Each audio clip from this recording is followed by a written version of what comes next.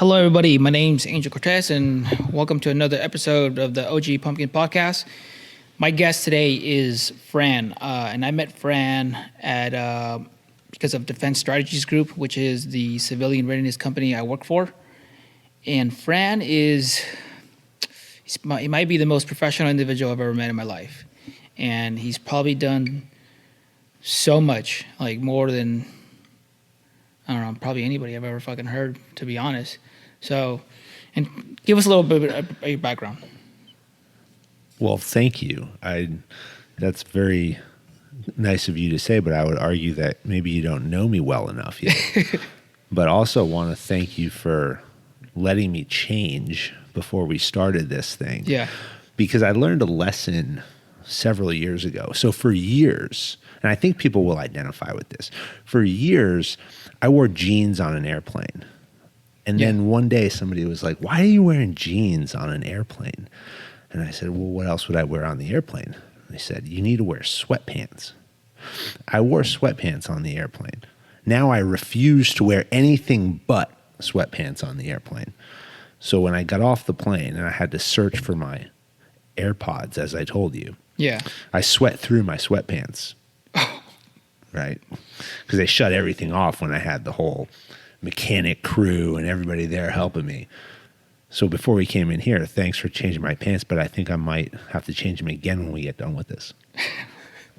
All right. Sweats are a must for flying and the strip club. Yes. Yeah. Dude. You can't wear jeans at the strip club. You cannot wear jeans. See, that's why I'm fucking up. I'm taking jeans. That's why you're not getting any attention. Fucking up, dude. So yeah, I picked you up from LAX probably, I don't know, an hour ago. But, dude, so from the beginning, man, I met you because of Mike. And even the story that you two have is very interesting. You guys were both on the rowing team and entered special operations after your time there, but didn't even know that, right? Right, yeah, that's right. So I met Mike, who owns Defense Strategies Group, when we were in college, in undergrad at Boston University, and we were on the rowing team together there. Now that's got to be, for me, well, I graduated in 2003, so it's been quite a while. Even though every time I go back to Boston University, I feel like I didn't get older. And then I look around and I realize everybody's looking at me, and I can't figure out why they're looking at me. And then I realize, well, I'm not the one who looks like everybody else around here. Yep. And I've been fortunate recently to start working with the rowing team again, actually as a performance development coach and coaching the mental and emotional aspect of the sport. Nice. And the Drive to Elite Performance, a Division I program. And they sit at a level where they consecutively finish maybe in the 6 to 8, 9 range. But the difference between achieving success and finishing in 6 to 9 and finishing in 1 to 3 or 4, a lot of times comes down to a mental and emotional capability. And how do you train that? And how do you think through? And how do you actually create a culture and environment where there's a foundational set of values that live in the organization that are greater than the sum of the individual parts? And so that's what we focus on there. But that's where I met Mike. And Mike went on and became a Navy SEAL. I went on and became a Green Beret. And we didn't actually speak to each other for like 15 years. Yeah. And then about 2 years ago, I was running a company here in LA. And I said, I need a guy to come in here and run operations. And I need somebody who thinks like I do. We had to move quickly, so I didn't have a whole lot of time for bullshit to argue with people and explain myself. Yeah. I just need someone who can come in here and can say, yep, I know what he's talking about.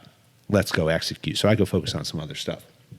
So I actually went on LinkedIn and I put into the search bar on LinkedIn, Special Operations LA. And I said, let's see who comes up, right? Yeah. And let's see what happens. And sure enough, top of the search deck comes Mike O'Dowd. And so I pull my phone out and I realize I think I have Mike O'Dowd's phone number from like 15, 20 years ago. And I do. And I call him up and I said, Mike, what are you doing? And he says, nothing. I'm in between jobs. I said, great, come down here. You're hired. Yeah. immediately tomorrow. And so that's what we did. And he jumped in, and we ran a project there for about a year and a half, and got reconnected. And that's since now led to meeting you, and it's been a great time since we've gotten to know each other and learn what you're doing, and exciting to just keep building that relationship. Yeah, I mean, dude, that is crazy. So when I heard that, like, I love having this conversation because there's questions that I have even just from my personal, needs. Dude, so you guys separated and you guys never interacted together within the decade you guys were in? No, and actually, I was one of the few ODAs or special forces teams that during my deployments to Iraq was assigned to a Navy SEAL unit. Yeah. Horrible experience for a special forces team to be with the Navy SEALs, but we can joke about it. No, they're good dudes. I love them. We just operate a little bit differently. Yeah. Right. And so when you have your the way you do things in Army Special Forces, and you're embedded completely with Navy SEALs, they do things a little bit differently, and so there's a lot of ass sniffing that goes on for a while to try to figure out okay, how I don't know what you're doing is right, man. And then you kind of all eventually realize that you're all trying to fight the same fight. But I bring that up because Mike had actually deployed on his SEAL team to the same area I did, but we were actually on opposite rotations. So when I was home, he was there, and when I was there, he was home. Yeah. So we never ran into each other. Dude, that's... So, yeah. You want... Don't worry, dude. We don't edit anything. You can you answer your wife. Tell her what. We can have her as a guest. Too. Yeah. Dude, but yeah, I mean, that's crazy. You guys never met. So you went to, what countries did you deploy to? So I spent 13 years, almost 12 and a half years or so in the Army. I spent my first couple of years as an infantry officer. So when I left Boston University, I needed to go make an impact. That was how I felt. So I wanted to be a war correspondent. That was my goal. So I studied journalism. Broadcast journalism was my major, and 9/11 was my junior year. And I said, I'm going to go be a war correspondent. And so for 2 years, I watched as the U.S. went into Afghanistan and then subsequently went into Iraq, and there were these guys with beards and long hair riding horses, saving the world is what I thought. And I said, damn, I kind of want to do that. But I don't know, that looks kind of dangerous. I think I should still go be a war correspondent. And then I was watching Geraldo Rivera, and I'll tell this story, and I hope Geraldo hears it one day because I want to have him on my podcast. We'll tag him. But yeah, tag him. And Geraldo Rivera was in Iraq, I think, with... it was a squad of Army infantry, or maybe it was Marines, I don't remember. And they get into a firefight, and they're running down the street seeking cover, returning fire, and Geraldo Rivera rips out a pistol. And he pulls, and reporters are not supposed to have weapons, right? And so he pulls out a pistol, and then he trips and he falls down, and then he's getting yelled at by all these infantry guys, like, what are you doing? You're an idiot, Yeah. And I look at that and I said, oh, fuck no, I will not be a reporter. Absolutely not. No way. I need to go be that guy who knows what he's doing in this situation, and then I can go make an impact. And if I want to go into journalism, I can always do it one day later on. So that's what I did, and I applied to officer candidate school. I went to officer candidate school right after I graduated, and I spent 14 weeks. I went to basic training, went to OCS, and then I was branched infantry. I got what I asked for, and I put infantry number 1. And went to Ranger School, did that in 2004, and then I went to my unit, and I went to 4th Infantry Division as an infantry platoon leader. I was there about 5 months and went to Iraq for a year as an infantry platoon leader during that time. So it was 05? 05, yeah, end of 05, and then stayed through the majority of 2006. Dude, so in 05, you're in war. Meanwhile, I'm back at home just trying to finger fuck whatever I can, smoke weed and skate. Yeah, that was the tough time there too. That was right at the height of kind of the Sunni Shia violence. Yeah. There was a lot going on with internal ethnic strife. We were in an area called Ad-Daluya, and Ad-Daluya was about 35 miles or so north of Baghdad. You could actually at night you go on to Route 1, and for people who spent time out there, you could see the lights of Baghdad. Yeah. Actually in the distance, and but this was the area that they call kind of the Cape Cod of Baghdad, meaning that all of the wealthy Sunnis, all the Ba'ath Party, the Ba'ath loyalists, the Republican Guard had their homes. And so that's where they would go on the weekends when they weren't in government, and that's where they would go. So it was a fairly big hotbed of some hardline Ba'athists, Saddam Hussein supporters. Yeah. And when the ethnic strife started to get really bad, that was also where a lot of that went down in that area, and there was just a lot of turmoil in a very small area. Damn. And then so you come back, you survive that. You come back, and what made you be like, you know what, maybe special operations is next? Yeah, I knew it was the goal. It was the goal when I went in, and I think I had, as an infantry platoon leader, I think there are a few jobs that are more satisfying and gratifying, and it's an incredible opportunity and to be able to lead men, be able to lead soldiers, and to go there and have responsibility at a young age of, for me, 25 years old, and be responsible for 41 people was a big opportunity and something that I took very seriously because people depend on you, in those situations. And I walked into an organization where some of those guys had been deployed a couple of times. Actually, I had guys who'd been to Afghanistan, had been to Iraq by that time, and were going back for some first, a lot second, and a few of them were going into their third deployments. And so I was very fortunate to gain a lot of perspective and a lot of mentoring that a young leader needs from some very seasoned folks. Yeah. And when I came back, I was ready to go. I was ready to go to the next thing. My perspective, has always been, if you're going to do it, be the best.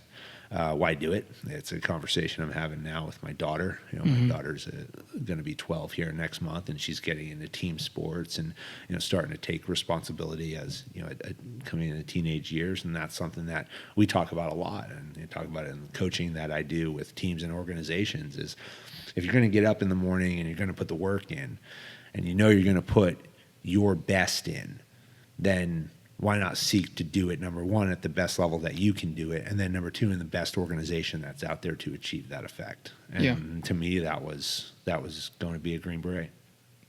And how did that path look like? Because you and I are opposites in a lot of ways. One, I got short people problems. You got big guy problems. You're a big dude. You're just height challenged. Yeah, I mean, you're like too much height challenge. You're a big dude, man. So I mean, I know you gotta, run. You gotta do that. You gotta do this. So, how was that like? It starts with you got to put the work in. Nobody's going to do it for you. So I was fortunate in being a college athlete that I understood discipline, I understood preparation, and I understood that success is earned.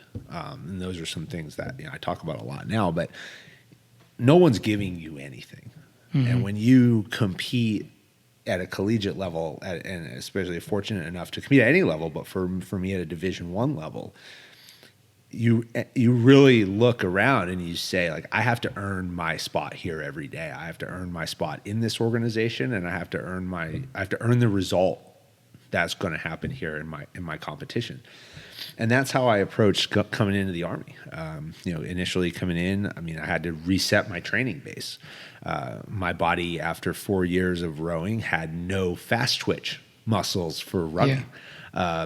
Strength. We were strong, but we were strong in a different way. That's not necessarily push-ups. That are required in the Army. There's no lateral movement in rowing. It's a multidimensional plane, but by and large, you're not working the same set of muscles. So I had to completely change the way that I trained. And there's a guy actually who I've been recently connected with and going to try to interview myself, and his name is Stu Smith. And Stu Smith was a Navy SEAL who wrote a couple of books on fitness and the training you need to do to prepare to go to selection. And I've actually done his workouts a couple of times.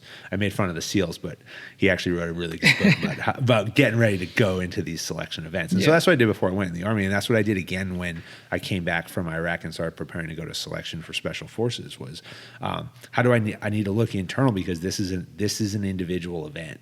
And coming out of what really, being in Iraq for a year was a team event. It's all about how do I bring these guys home?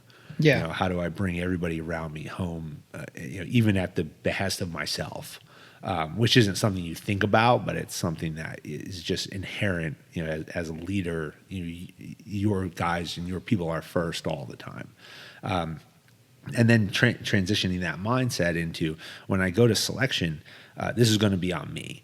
So I thought about the things that I could control. And the things that I can control was my level of fitness. And what I knew going into an event like selection is that you got 3 weeks, 3.5 weeks, something like that, where they're going to test you, mentally, physically, emotionally. Well, there are certain aspects of that I cannot control. I cannot control the mental aspect of things, right? It's going to be hard at times to control an emotional aspect of things. But what I do know is that when your body is physically stressed, you emotionally and mentally react faster and with a lesser degree of calculated thought than you do if you stave off that physical pain, right? So in other words, the longer that it took me to physically break down would mean the longer that I would mentally and emotionally break down.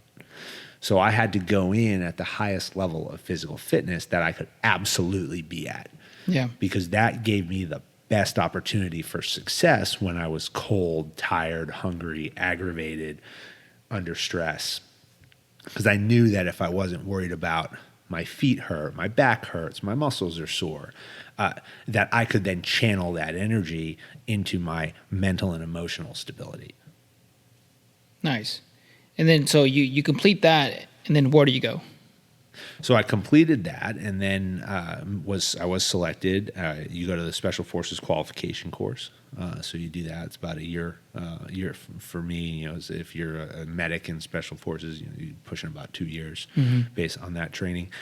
And then I went to 10 Special Forces group and was fortunate in 10 Special Colorado? Forces in Colorado, in Colorado Springs. And so I was fortunate to go back out there. I'd been in Colorado Springs as in 4th Infantry Division, so that was great. My wife and everyone didn't have to move. And that was a great opportunity to go back there and lead a Special Forces team. And I was fortunate in both Ranger School as a lieutenant, going to 4th Infantry Division, coming out of Ranger School, I was the honor graduate, and coming out of the Special Forces Qualification course, I was the honor graduate as well. Oh, nice. And more dumb luck and just going out there and working hard every day and focus on the end state. Yeah. Both of those situations, when I got to my unit, actually, I was fortunate enough to go straight on to my platoon and then my team in Special Forces. And I met my platoon sergeant the first day that I showed up there. I met the battalion commander, and he said, "Hey, your team's going to Iraq." I said, "Okay, great. When are they going to Iraq?" "In 2 days." Oh shit! The moral of this story is I had actually just spent 2 years telling my wife that, hey, this. I know I was gone a year, but don't worry about it. Yeah. We go to Special Forces. We leave for like 30 days, 90 days at most. Don't worry. I'll be home, way more. Yeah, right. None of that was true. A lie so many of us have told. Yeah, so it got there, and the team actually left. I didn't even meet anybody. I met my team sergeant, and the first thing my team sergeant says to me is, he says, "Hey, how long have you been in the Army?" I'm like, "Oh, I don't know, 7 years or so, 6, 7 years at that point. And he says, "Oh, okay, great. Yeah, I've been in 10th group for 20." Shit. So I'm thinking, shit. All right, I better shut my mouth when I come into this organization, because these guys have an understanding of what's going on, and before I start coming in here and trying to impact anything, let's understand who's who. All right, let's figure out how they operate. Let's figure out what my role is, and that was a bit of a challenge, because the next time I saw him and the next time I met anybody from my team was 3 weeks later, when I got off a plane in the middle of the night in southern Iraq. And, here's two guys I never met sitting on an airfield, welcoming me to the team. Yeah. And, carrying my bags off, and, me carrying my bags off and them laughing at me. And then meeting everybody there and saying, hey, look, what are we going to do? What are we here for? So new unit, new organization, new mission, new people, and you're thrown right into the thick of it. And how did that deployment look like compared to your regular Army deployments? Yeah, I about 2 weeks in, I thought I was getting fired. 100% thought I was getting fired. We had a very aggressive group commander. Great guy. I mean, a very aggressive group commander at the time, who was all about hitting targets. How many targets can we hit? How many terrorists can we go after? And one of the things about they talk about being on the ground and ground knowledge, right? And how do you lead? You got to lead from the front. I think we're seeing it now in a lot of ways in international relations, where we're adopting this policy of what they're calling over the horizon. You can't lead over the horizon. The most tactical example is this story here, where you have an aggressive leader who's saying you got to get out there and hit targets. You got to go out here and do stuff. But the reality is I'm there with the guys on the ground, and the guys on the ground are saying what you're looking at from 30,000 feet isn't what's happening. Yeah. Right. And then having to go up, having to have the what we used to call intestinal fortitude, of having to stand up to a commander, 4 or 5 levels above me, and saying, "Sir, we just can't execute this mission. I understand what you're trying to do, but we can't do it." And then having to face that wrath, and ultimately, I got told I made the right decision, but I had some difficult conversations with some intermediate leaders of asking, why am I the one having this conversation? So, I think maybe this was your conversation to have, if you agree with me. And then about 2 weeks after that, we actually got in a significant firefight with a couple of guys who had been responsible for the death of some Americans by launching rockets onto the base, and we went after them. And I took a casualty on my team. He lived, but was shot through the leg. And I did lose one of our Iraqi Special Operations Commandos drowned in a river crossing. And so I kind of, I felt, certainly like a failure at that point, and had to reflect hard on that. Mm-hmm. To understand, where did we go wrong? Where did I assume risk in areas that I shouldn't have assumed risk? And what was the end result? I mean, the end result is 2 terrorists were killed in a hellfire strike by a predator that I called on them. And so, by all intent and purposes, the mission's a success, but it doesn't feel like a success when you lose guys. Yeah. Whether you lose guys to injury or you lose guys to death, oftentimes, those affect you in a lot of ways, and it's that's for a commander, that's often feels like a failure. Damn. But I didn't get fired. Yeah, I mean, so that's good. So then after that deployment, what's next? Well, I came back from that deployment. Actually, we did another deployment there. We came back for about I'll tell you to caveat what I was telling my wife about only being gone for a couple months. That was also the first deployment where Special Forces ever got extended.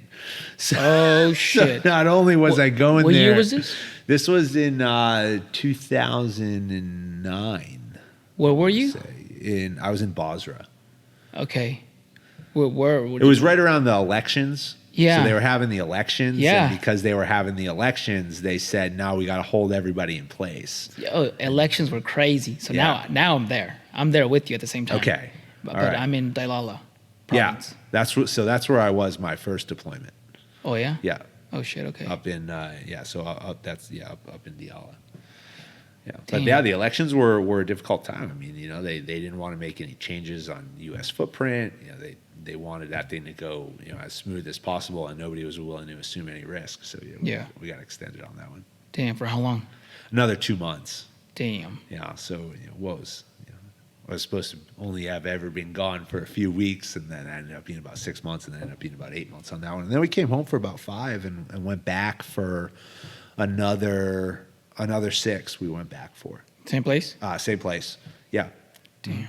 yeah, same place. Which look, there's some good things that come out of something like that. I think you have an understanding of the land, you have an understanding of the people.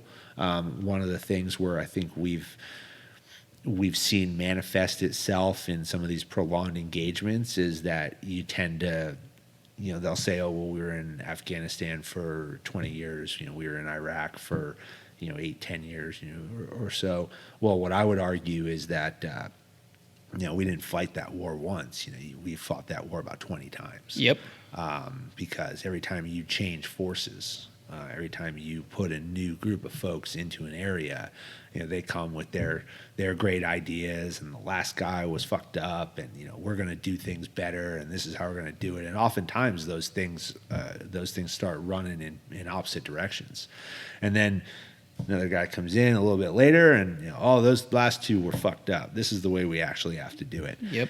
And so you end up in these situations where you're fighting these things over and over again, and really trying to start to struggle with what progress are we actually making. Well, that's what when I heard you say, 5 months later, I went back to the same place, I said, damn, because 5 months later, but immediately I was thinking, I'm glad he went back to the same place. Because I agree with you. That's you ever heard of Special Forces Major Jim Gant? Yes. Yeah. He's a legend in Afghanistan. So I was with him on his last deployment. My mentor was his money guy, and I was with the sister team. And I mean, I read One Tribe at a Time. I have a copy of it. I read from first page to last page multiple times. That because I didn't really understand it. Well, just because my education level was low, and just understanding of the whole culture in Afghanistan himself wasn't what it is now. So I was like, okay, wait, what does he mean by this or that? And just how Afghanistan works. But yeah, I hate what happened to him. I mean, not trying to justify it for him, but like, war isn't pretty. And some of the stuff that he did, yeah, okay, cool. Maybe it wasn't right. I don't know, dude. But I wouldn't have cared. Especially a lot of things that they were saying that he did that wasn't right. I remember thinking, that's what I'm doing right now. For example, using money so our counterparts have better gear. You're not supposed to do that technically, but I was doing that. I would go buy optics for our guys, for the Afghan Special Forces, so they can have better gear. And I guess that was frowned upon when he was doing, and then obviously doing other stuff. And have you read American Spartan? No, I haven't. Well, highlights everything. But yeah, so yeah, him, and so I like how you're like, we got to go back to the same spot, and we fought this war many times. But with that being said, man, what do you think about? What were your takes on the Afghanistan situation? I think the Afghanistan situation is one of the greatest failures of our foreign policy. I think that we as a nation tend to be short-sighted in these situations. Yep. I think that we forget we forget history. We forget that we are still in many areas of the world because of past conflict. If you can look at, certainly, what's been referenced a lot has been Korea, Japan, Europe. We still have bases all over Europe. Yep. We still have bases in Japan. We still have bases in Korea. We still have bases throughout the Pacific region. We have presence in South American countries where we had what we call low intensity conflict. Central America, Panama. Panama is a country where we invaded Panama. and affected change in that region. And Panama City is one of the major economies now of Central America, and a major economic hub. And that's a place where we then subsequently pumped a lot of cash into and a lot of resources into to stabilize that region. No one talked about it. No one thinks about it, but that's a success story. Afghanistan, 20 years in nation building, and people don't like that term, nation building. America's not good at nation building. America's the greatest country in the world at nation building if you have patience, because that's what it takes. If you look at Afghanistan has about the number is somewhere between, I don't remember it off the top of my head, but it's about between 70 and 80% of the population of Afghanistan is under the age of 25 years old. So that means that there is the overwhelming majority of the population only understands U.S. and coalition presence in that country. Mm-hmm. They only understand a dream. Okay, and this is another conversation we can have when we talk about it, is what is America? What is important about America? America is not it's a place. America is an idea. America is a dream of freedom. President Reagan called it a shining city on the hill, right? It is the idea that you can be free, that you can do what you want. That is the idea that we brought to Afghanistan. That doesn't happen in 20 years. That doesn't happen in 30 years. We see regimes in portions of the world where we've been there for 50 years, and we still have those conversations, 70 years still in Europe. 20 years is not a long time to sit there and say that we're going to turn this. If you look at going back to the population of the country, what does that actually mean? It means you. I say this for a reason. You only had to last another 20 years. We started this conversation by talking about Mike O'Dowd. Yeah. 20 years ago, I was with Mike O'Dowd in college. Oh, shit. That feels like yesterday. Yeah. Okay. It's not that long. And in 20 years, what would you have done in another 20 years? What would you have done in Afghanistan? You would have turned 2 more generations in that country. 2 more generations of people who only understand the opportunity that America has brought to that country. But we gave it back. And they took it away so fast. 6 days. Fuck. 20 years of investment was lost in 6 days. Now, that's apocryphal, right? There was a long time leading up to what ultimately happened in a span of 6 days.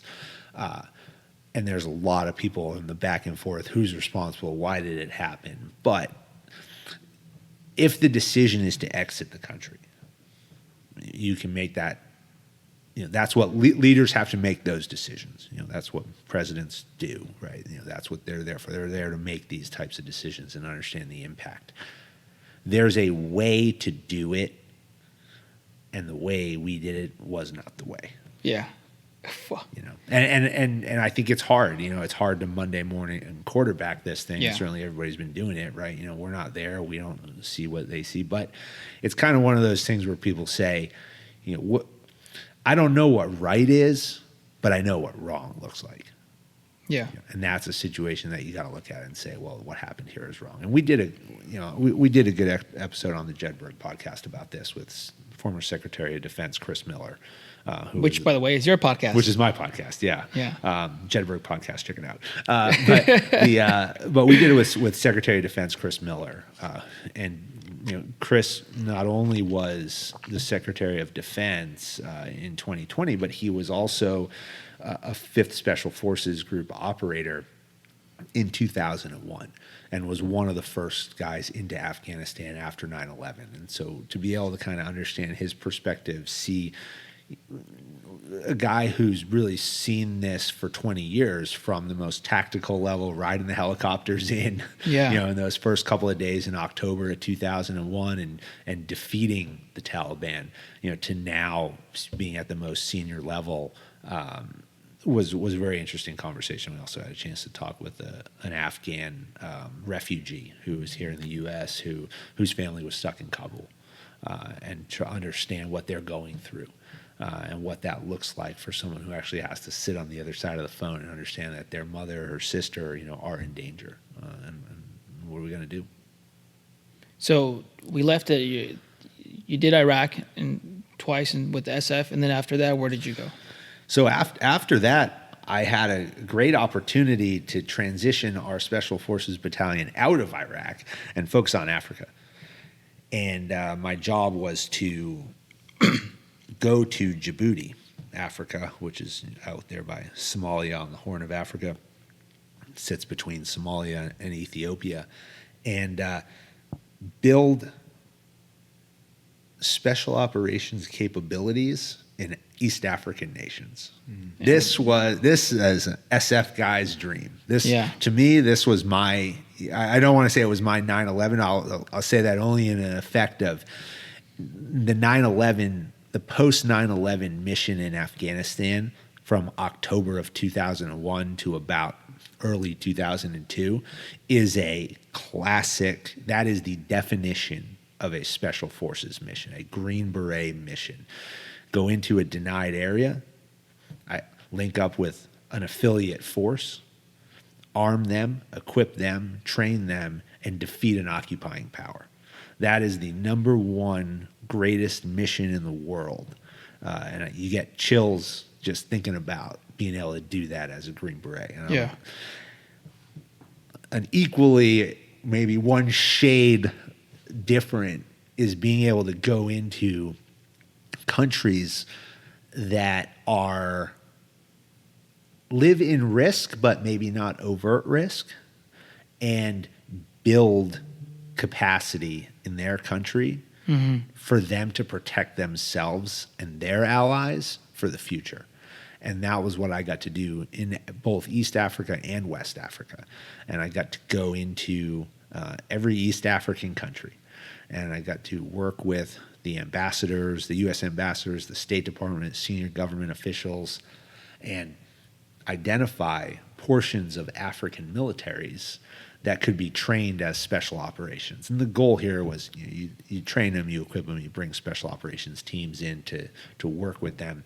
And then once they reach a certain level of capability, you deploy them forward to Somalia in East Africa, or you send them into Niger, or the fight against Boko Haram in West Africa, or Northern Africa had Al Qaeda and ISIS, and you send them forward, and they start solving Africans start solving African problems. Yeah, and that is what we call foreign internal defense in special operations and special forces, and that is a great mission that creates impact for the long term, because the greatest, I said America's a dream, America's an idea. Well, one of the greatest things that we as special forces give to other countries' military is that opportunity to provide hope and freedom to their own people. It's one thing for us to go in there and do it. I say the Navy SEALs are the best in the world at going in and providing freedom for other countries. Yeah. Right. And the Green Berets are the best at going in there and helping other nations do that for themselves over the long term. And both of those units have missions and that are very vitally important to our national security. And there's different times where we have to call on each one of those. Damn. And then is that where you ended your career? So I did that in East Africa. I did that in West Africa. And then I found that I opened my mouth one too many times in a series of meetings in Nigeria with the general who was in charge of all Special Operations Command in all Special Operations in Africa. And his name was General Jim Linder. And I was quickly positioned as his aide. And so I spent the last year or so of my time in the military as General Linder's aide, living in Germany, spending about 2 weeks a month in Africa, come back to the U.S. for his meetings in D.C. and in Tampa and various other places, and that was one of the most highest growth opportunities I probably ever had in my career. I was a young officer from Boston with a chip on his shoulder and a shitty attitude, where everybody, you look at everyone and you think everyone wants to fight you because you're from Boston. Yeah. And I had what I call the Southern gentleman from South Carolina, who showed me that you can get a lot more done in this world with a smile and a handshake, and by shutting your mouth and listening to what someone's telling you, than you can by coming in and telling everyone they're a fucking shithead, and they need to listen to what you tell them. Yeah. And so that was a great experience, and we traveled the world together, and we did a lot of great things for African countries and for U.S. forces in that region. And were you in Africa when the Green Beret incident happened there? There was a lot of Green Beret incidents. Okay, well, the one in Niger, the one that went that everybody found out about, where the Green Berets were killed. So you're talking about the guys in Niger, yeah. Probably. No, but the base they were at was I think a dirt field. Yeah. When we first time I went there and went and looked at it. Yeah. But no, I am aware of that. There's some, Africa's can be a very nasty place. Mm-hmm. I think it's one of the greatest places in the world as a continent. I'm kind of talking about Africa here as a single entity, but there's, what I say is that there are anywhere from 53 to 57 countries in Africa on any given day, depending on what coup has happened, and who believes they're in charge, and what country believes that they have rights to another country. So that is a constantly evolving number on the continent. But there's no place in the world, I believe, where you can go from one country to another that may be adjacent to each other and have a completely different culture, a different language, a different perspective than in Africa. And it's a place where you can go to 3 countries in one day if you wanted, and you could speak English, you could speak Arabic, you could speak French, you name it. And you can go to a country like Chad and speak all 3 and have dialects of the language that actually are some kind of bastardization of all 3. And you're sitting across from somebody and you're thinking, I don't know if this guy is speaking English, French, or Arabic to me, because it's all 3 of them are combined right now. It's a very dynamic place, and it's a place that you can get very comfortable in very quickly, because there is a large expat presence, especially of British or French. There's a lot of Americans in a lot of countries too who've gone there and said, I love this place, I don't want to leave. And you can feel very comfortable there, and then quickly find yourself in a lot of trouble. And you hear stories about people being in villages and towns, and some organization like Boko Haram or the Lord's Resistance Army under Joseph Kony, who's since been somewhat dismantled by my brothers in 10th Group. They can roll through a village really quickly, and then you got the stories about 200 schoolgirls being kidnapped and massacres and stuff like that. And it can be a place that you could easily think is a very relatively calm and safe place. Damn. So then, when you got out, did you know your next move? No, I don't know. I don't know if I still know my next move. I've been out for 5 years. I think that it's getting out is hard. Yeah. And When'd you get out? I don't say that lightly. I got out in 2016. Oh, me too. In January 15th. It was a Friday, 2016. I say it's the hardest day of my life, because I didn't know where I was going.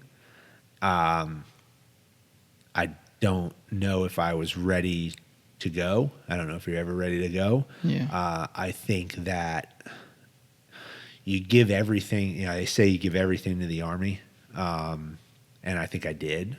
And I excelled in everything that I did in the Army, and when they take your ID card and someone you don't know shakes your hand and hands you a piece of paper and says, "Thank you for your service," and walks you out the door, you're kind of left with, huh, Yeah. that's it. There's a finality to that. And I remember driving out of the gate for the last time at Fort Carson and looking in the rearview mirror and thinking, I think I was crying. I remember that. And I was thinking to myself, I'm leaving my friends. I'm leaving the only thing I know. Yeah. I'm leaving stability. I'm leaving something that I entered into with a passion, and something that I gave everything to. I 12 and a half years of my life, in the process of that, at that point, it's since been rectified, and we've worked very hard to rectify it, but I lost my family. I lost my wife. I lost my daughter. I had 2 back injuries, herniations of discs in my back. I had a shoulder injury. I had a stroke in my eye, that led to the onset of glaucoma at 37 years old. That I still am treated for and will be, for the rest of my life.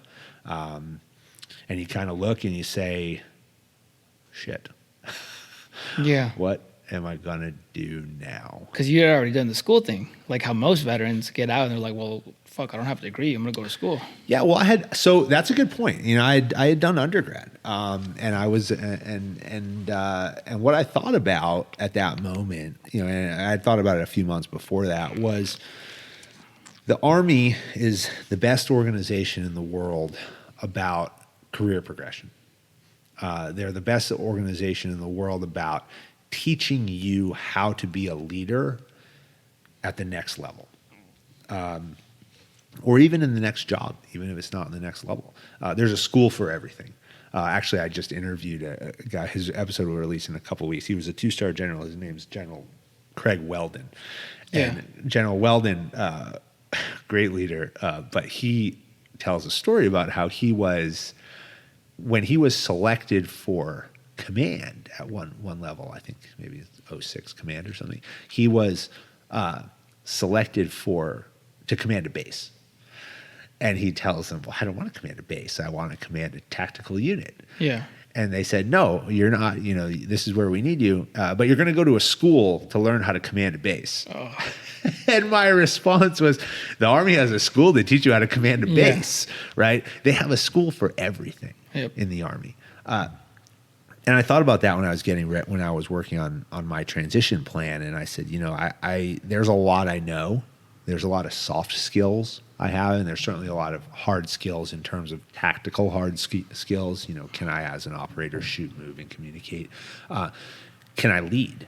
I can lead. I have soft skills that teach me about organizational design, empowering people, motivating people, inspiring people, efficiency, finding efficiencies and inefficiencies in organizations and structuring them to fix them. Yeah. Well, here's what I don't know. Profit and loss statements, balance sheets. I never heard of this thing called QuickBooks, which apparently everybody used because I didn't know anything about accounting. I didn't know what marketing was. I didn't know what social media was. I didn't know what a business plan was. People would say, I'd ask people what they do, and they'd tell me, and I'd be like, oh, you're a businessman. Like, what does that mean? Yeah. So what I identified was that I had to do something to close that gap. And so going to business school was what I chose to do. And so I applied and got into NYU, and I went and got my MBA at NYU so that I could close that academic gap. Yeah. And I focused those courses on the things I didn't know. I didn't take courses in crisis management. I didn't take courses in communications because I was a journalism major. I didn't need to learn how to write. I didn't know how to need to learn how to manage crisis. I had already done that. I'd built crisis action plans. I didn't need to take organizational design, but I needed to take finance, and I needed to take accounting, and I needed to take classes on marketing, and I needed to understand international business. so that I could try to tie that into my experiences one day maybe.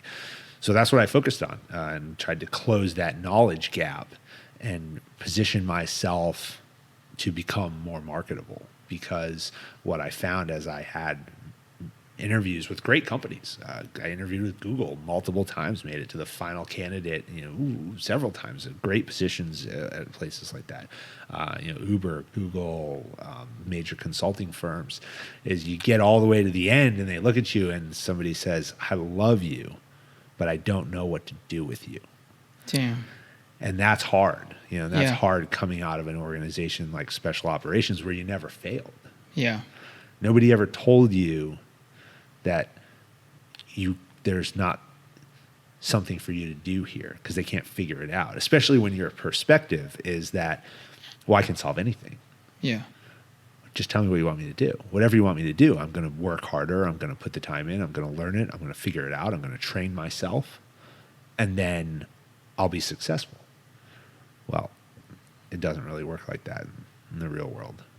So you go do all these interviews for Google, Uber and stuff like that. Uber, right? Mm-hmm. And where do you land? I landed at Merrill Lynch as a financial advisor. So that's where I ended But up. what was that? The horns of the bull. The bull horns. I don't know. yeah. Dude, Yeah. I don't even know. It Yep. sounds fancy, so That's I don't know. the Merrill. I So only know Merrill from the Lynch. commercials. Yeah, and the billboards. The bull. Yeah, the bull. Merrill Lynch is a financial institution. They were bought by Bank of America after the financial crisis, but it was previously an independent firm. And Merrill Lynch is one of the major investment firms. Oh, shit. Great organization. I mean, the legacy goes back. Really amazing opportunity. Couldn't have been more thankful, because I had no idea who I was or what I was going to do or what I wanted to do. A guy by the name of Rick Nelson recruited me, found me on LinkedIn, and said, "Look, I know you don't know anything about this industry, but I'm looking for a guy who has the highest level of character, who's going to work hard, and who I can train and who can figure it out." Yeah. And I said, "Great, that sounds like me." I love it. And so while I was in business school, that's what I did. I worked at Merrill Lynch, and I was certified as a financial advisor, as an insurance representative, and went through all the training, took all the licensing exams, passed everything. Had a great time doing that, and did that for about a year and a half. Was not very successful. I think some of it was time. I didn't stay there long enough, to kind of see some of the results of fruition. Because at the end of the day, people have to trust you, and they have to look at you and say, "I'm willing to give you my life savings or a portion of it," and trust that you're going to invest it wisely. And that's difficult for someone to do, for somebody who is fresh out of the army. And they say, "Why should I give you my money? You don't know anything about this world." So it takes time to work in that industry, to build a valuable book of business. I think if I had stayed longer, I would have been successful there. But I learned a lot, and Rick was a friend, a mentor, still someone I talk to every week. And I sincerely appreciate the opportunity he gave me, because it taught me a lot. Taught me a lot about being in the real world. And the first day was tough. I will say that. How so? I'd say about 2:00 in the afternoon was when I put my head on my desk and packed my stuff and walked outside down to the Starbucks and said, "I may not go back in there." Fuck.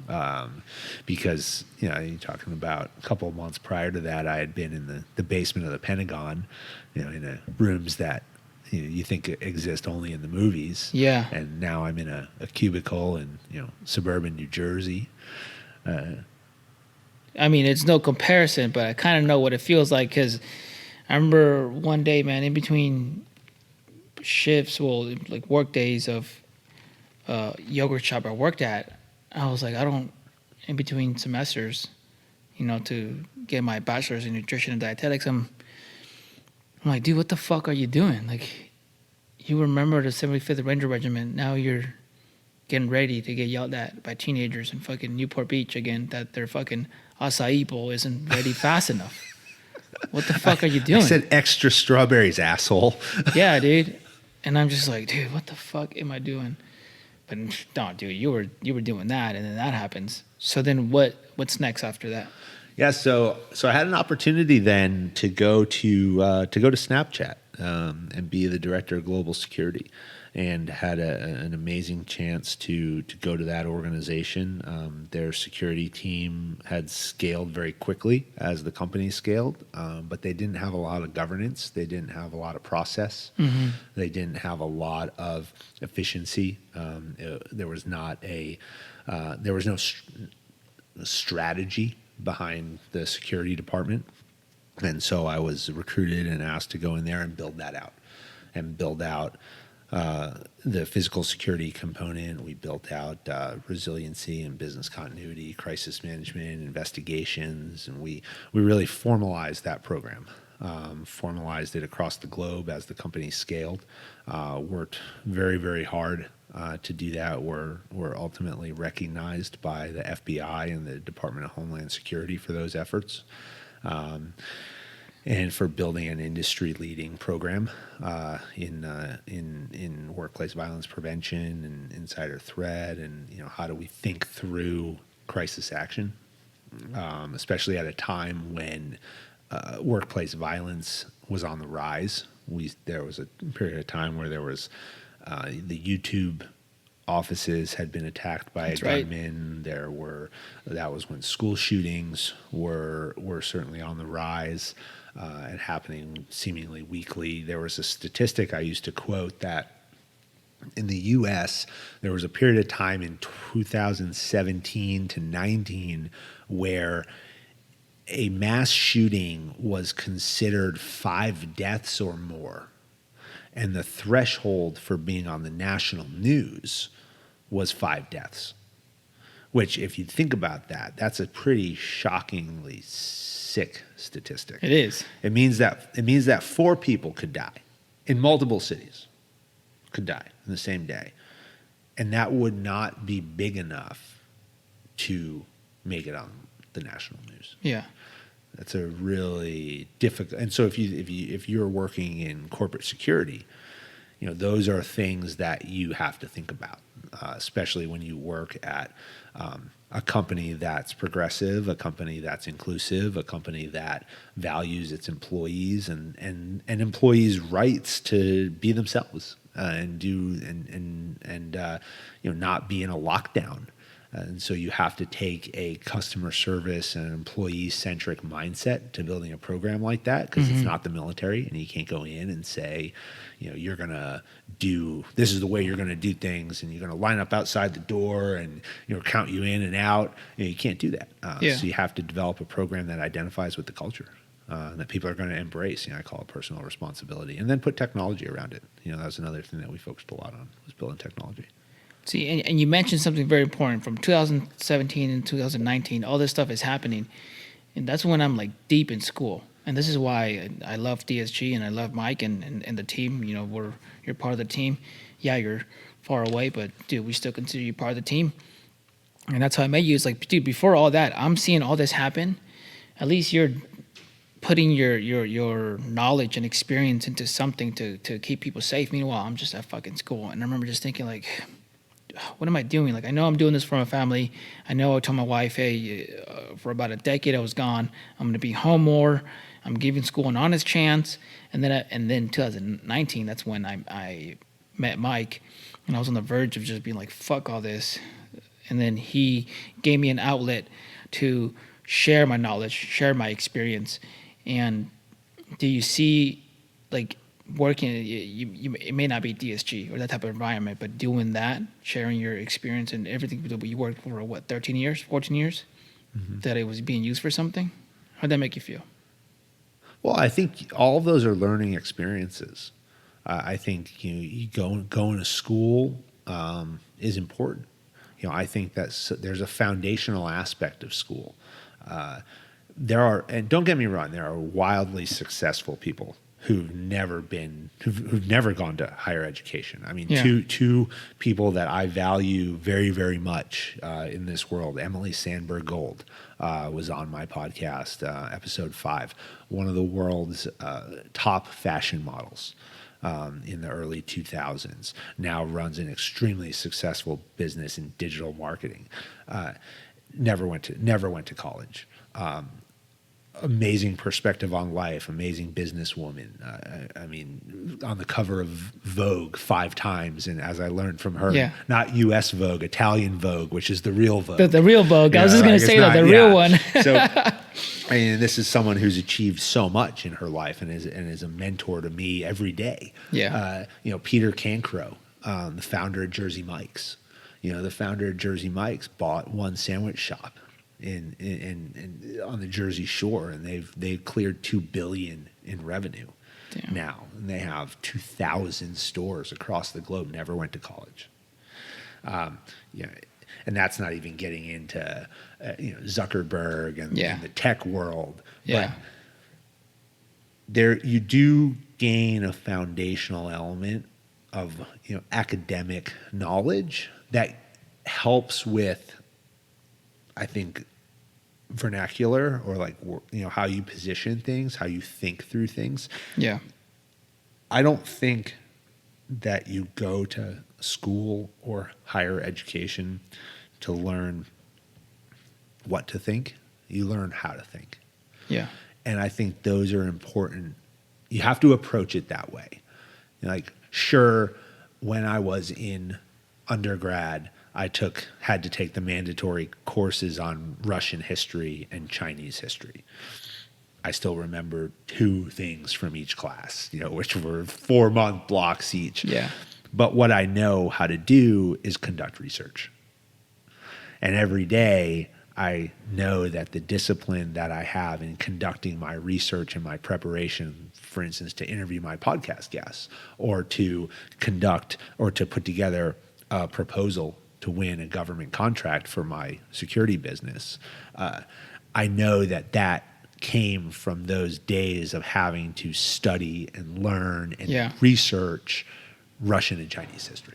No, I agree with you. I tell people that people tell me, "Are you going to become a registered dietitian?" And I'm going to finish my degree, get it, but I'm not going to become a registered dietitian. I'm not going to go do my internship, take the national exams, because OG Pumpkin's doing so well and DSG's paying me enough that fuck no, I don't want to. But I tell them don't. And some people say, "Oh, the degree for nothing." I'm like, no. I mean, I learned a lot about myself, about the world, and how everything you just said. Who I was from the beginning is not who I am now, and I mean, I don't think I would have got that if I didn't go to school. So the networking is very important. But yeah, I agree with you. But I was missing the part of sharing my experience. I got out 2016, so 16, 17, 18, 19. Not until I met Mike for 4 years, all my knowledge and experiences. Just if somebody in my fucking Muay Thai class was like, "Hey, so how was it?" And then I would talk about it. And other than that, I would just keep it in to myself. But meanwhile, you're using it. So, and Snapchat, I mean, that's dope. I mean, you're not using it maybe like so much, situation in Iraq and stuff like that. But man, I found that's really cool. But after Snapchat, what do you do? Well, I went to go. I had a chance to go run a cannabis startup. Yep. And I initially went there to be the chief security officer, kind of proved that I was capable of a little bit more, and was given the opportunity to first be the chief operating officer and then the chief executive officer there shortly before the company was shut down.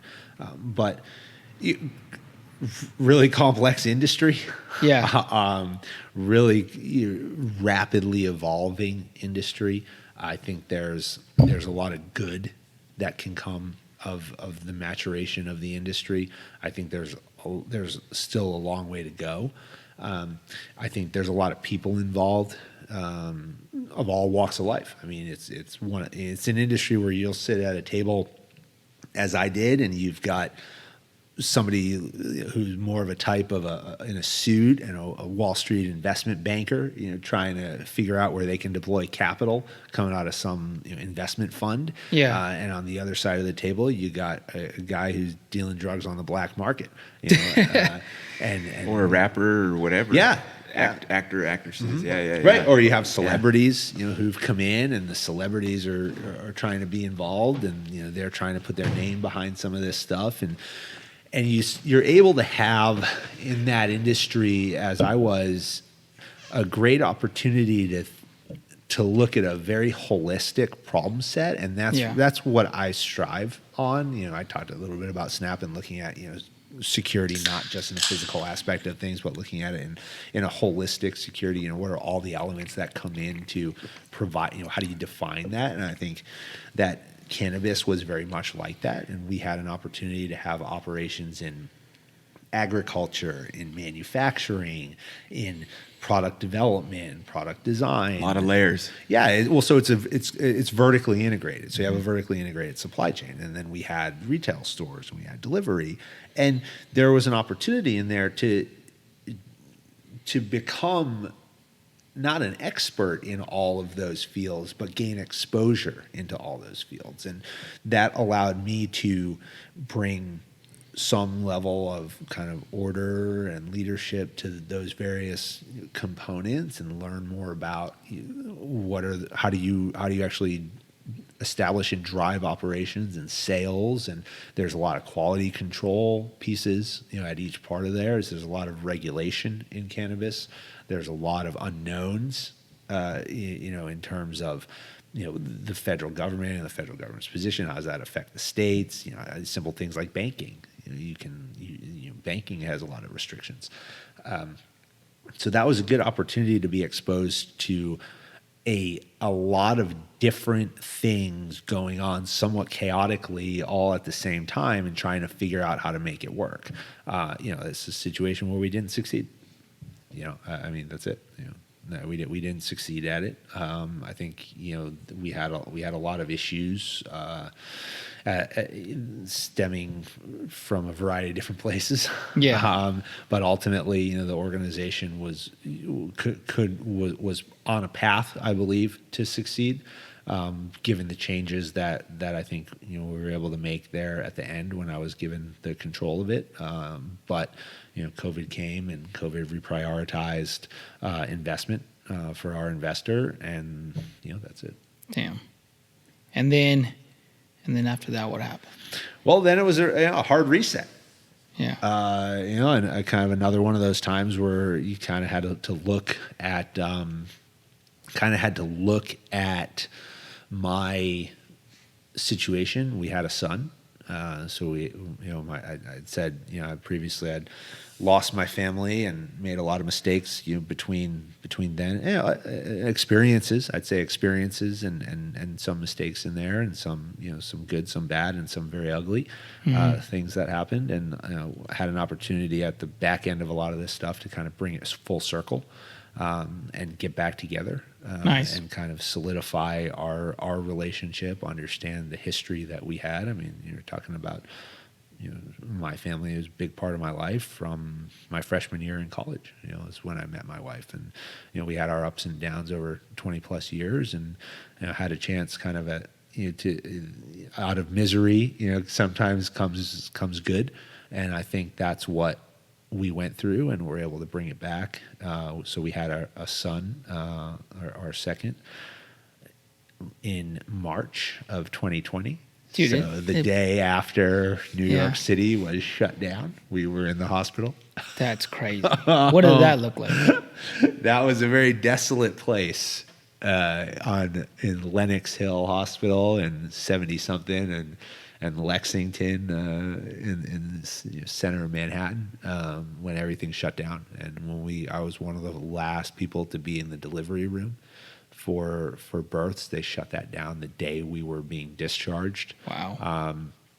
And that was a scary time, to be in New York. A lot of unknown, at that point. And New York tends to live in the extremes.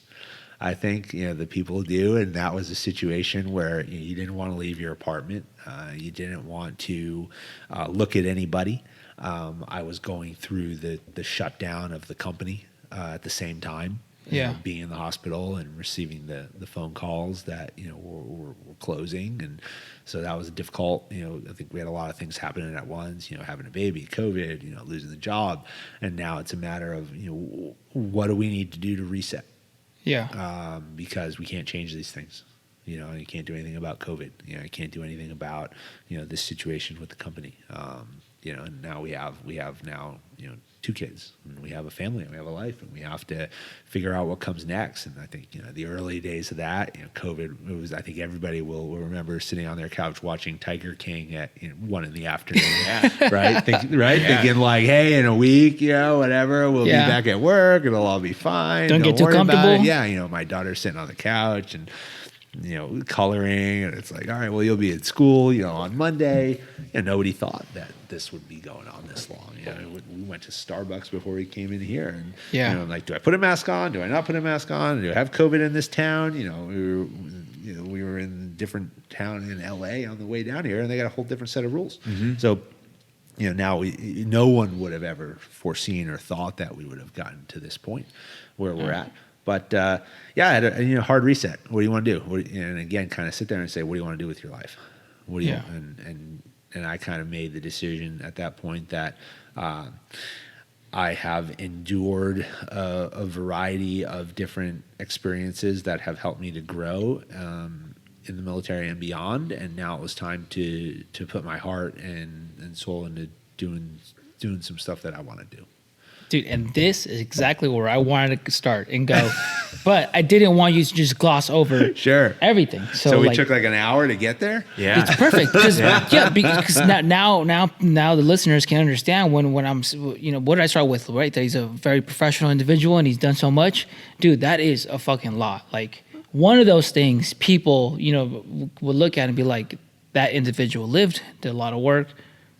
Fair enough. But you just fucking keep at it and you find yourself in places where, like, just to get there, that one sole thing is huge. And then you just go next. Dude, I admire that. You know what I mean? And so now you're going to put all this energy and work towards stuff just for you. That's yours, right? And what are you working on right now? Oh, man. Where do we start? But wait, there's more. I don't know. Sometimes I've everybody's got advice, right? And everybody says, it's funny. I was just on the plane. I was talking to this guy about this. Everybody's got advice, and you'll talk to some people, and they'll tell you, pick one thing and focus on it. And then other people will tell you, do everything, and see what sticks.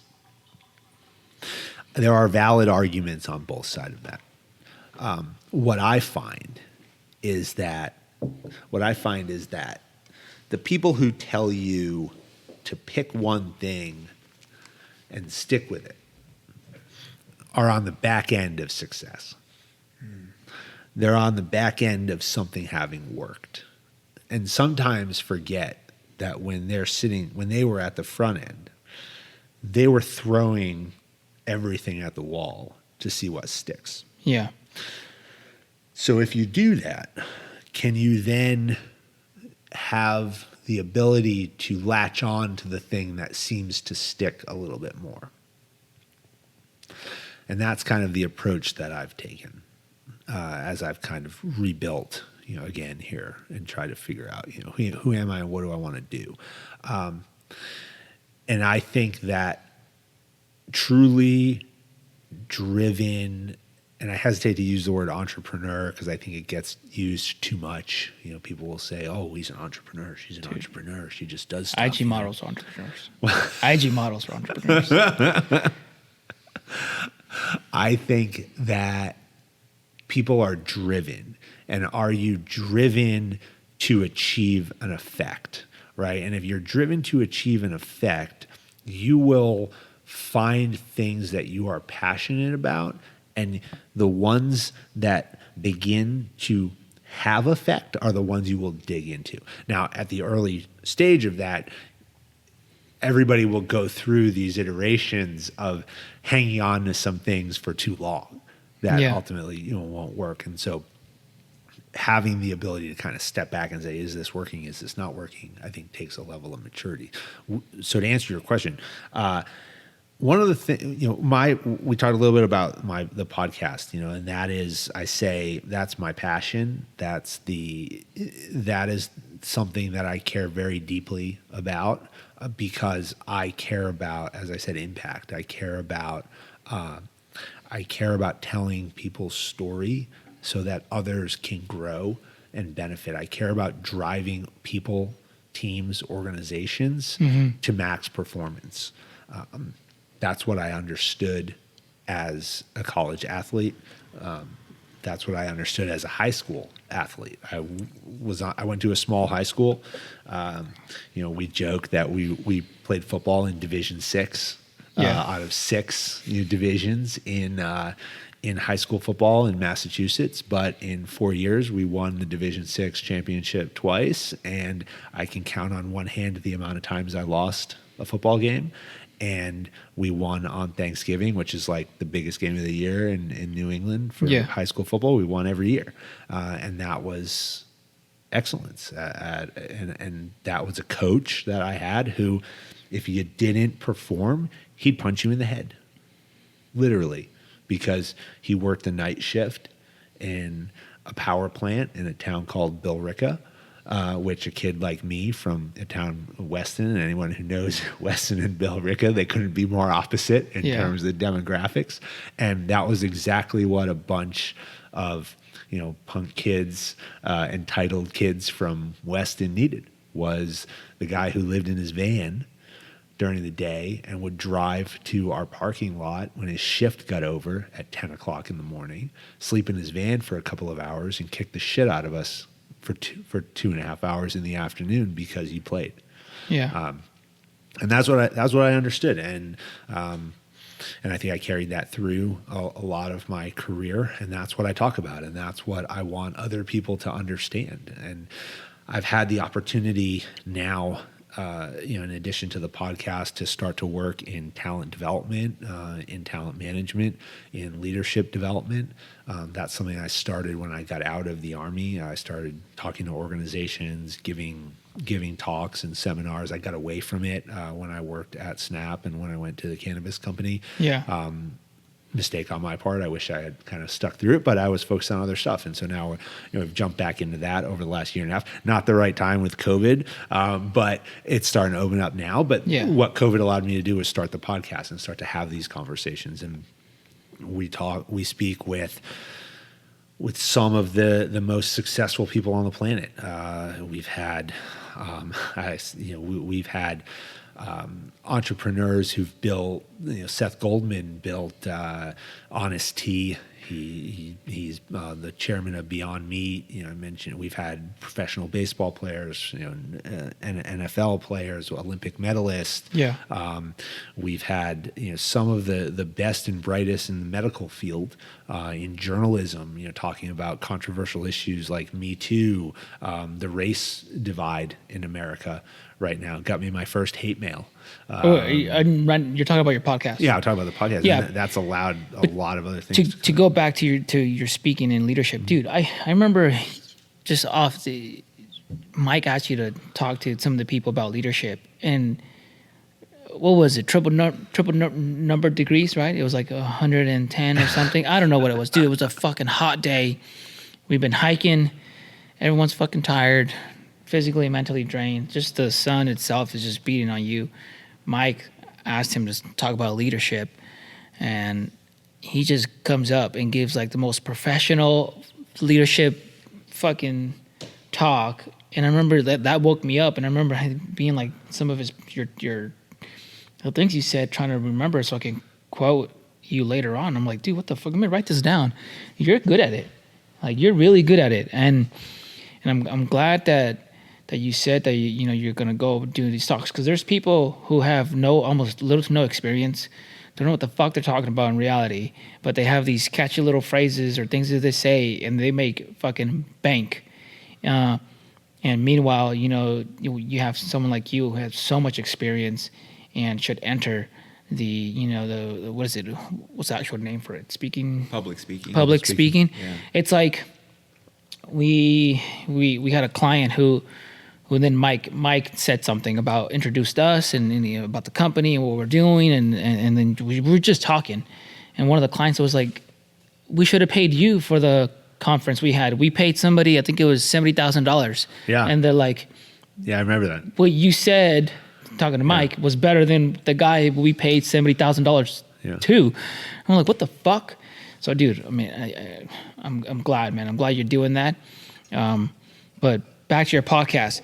What is the name of the podcast, and where can people find it? Yeah, well, it's called the Jedburgh podcast. So the Jedburghs were an organization in World War II that were what we call transformative leaders. They were put together by the Allied forces in order to conduct sabotage and subversion operations on the Germans during D-Day. They 3-man teams of one British, one French, one American parachuted in behind enemy lines night before D-Day for the ensuing month or 6 weeks every night. Different teams dropped in, and they blew bridges. They hit oil supply and resupply lines of the Germans, and they prevented the Germans from reinforcing the beaches at Normandy. And that's what allowed the Allies to gain a foothold on the beach in Normandy, and then ultimately affect the beachhead landing and get into France and overtake it. That was the first. Those were the first special operations. And that organization later founded the Operations Directorate of the CIA, and then the Operations Director of the CIA became U.S. Army Special Forces, the Green Berets, shortly thereafter under President Kennedy. So what we do is we tell the story of today's modern-day Jedburghs. Dude, it's a good podcast. Like, it's very professional. Like, not like this one where I'm talking. I love this actually. Where I'm talking about me and I don't junior have high like 10 pages of notes in front of me. We got phones ringing and people getting up to get drinks. Me talking about in junior high trying to finger fuck girls. I thought you were talking about yourself. Dude, it's my hands down. I mean, they're good. Some of them, I don't really know what they're talking about because it's not my world. Mm-hmm. But hands down, my favorite one is the Olympic female diver. Oh, Laura Wilkinson. With her broken foot. Yeah. Dude. Yeah. She's got a crazy story. People need to listen to that one. Mm-hmm. I think they're going to love it because it really hit home. One, because I broke my foot in my last fight in a Muay Thai tournament in New York. And I still fought for 2 more rounds. And people were like, damn, dude, you're crazy. But I remember thinking like, well, first of all, to be honest, I didn't even fucking know I broke it. Mm-hmm. All right? It just hurt a lot. So I just thought I was just being a bitch. Because sometimes in training or in sparring, you kind of kick the elbow, right? So you're like, fuck, and it hurts. And so that's what I thought it was. I'm like, dude, at one point I probably kicked the dude's elbow. That's why it's fucking hurting. But towards especially the third one, I could barely stand on it. But I didn't know. But what happened is I broke... just like her, but only one. She broke 3. Yeah. I broke 1 right below the knuckle, clean cut, right? She broke fucking 3 and then still won gold.